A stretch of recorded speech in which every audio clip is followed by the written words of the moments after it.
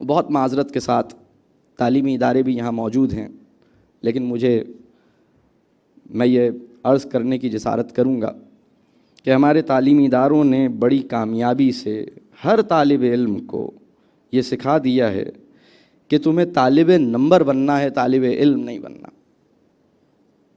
ہمارے educational institutions, چاہے college ہو، چاہے یونیورسٹی ہو، چاہے اسکول ہو، حتیٰ کہ بہت معذرت کے ساتھ میں یہ عرض کروں، میں مدارس کے ساتھ بھی میرا پچھلے کئی سالوں سے ایک تعلق پیدا ہوا ہے، اور میں ان کے ساتھ کئی مدارس کے معاملات مجھے دیکھنے کے موقع ملا ہے۔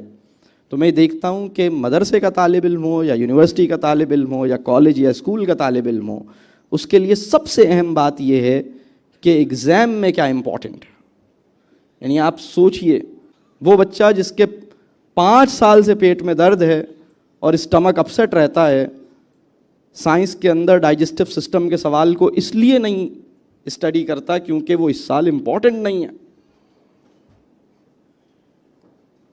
آپ امیجن کریں اس بچے کی حالت جو نصاب میں موجود احادیث کا مطالعہ اس لیے نہیں کر رہا کہ اس سال امپورٹنٹ نہیں ہے، میں حدیث کو چوائس میں چھوڑ دوں گا۔ سورہ فاتحہ کا ترجمہ اس لیے نہیں یاد کر رہا کیونکہ وہ اس سال امپورٹنٹ نہیں ہے۔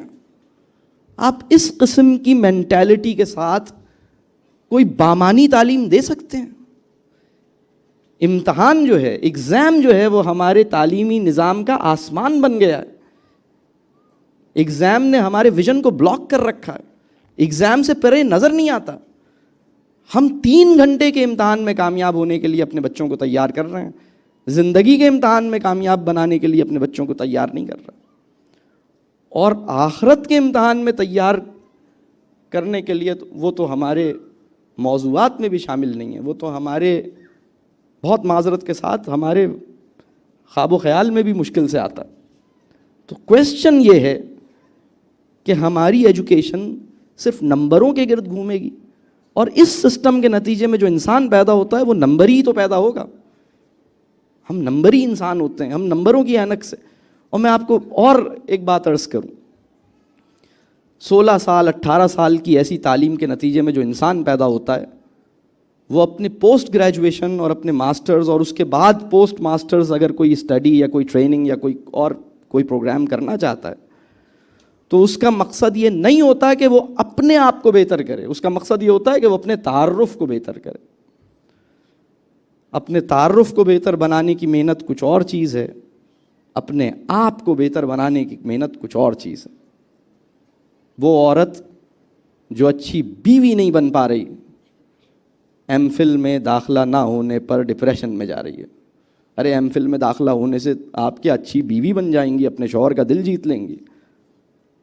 وہ آدمی جس کو اپنی بیوی کے ساتھ اور اپنے بچوں کے ساتھ اور اپنے والدین کے ساتھ اچھا تعلق نصیب نہیں ہو پا رہا، وہ ایوننگ میں MBA کرنے پہ بھاگا جا رہا ہے، اور اس کی ساری محنت کا جو حاصل ہے وہ صرف اس کے CV میں 2 لائنوں کا اضافہ ہے۔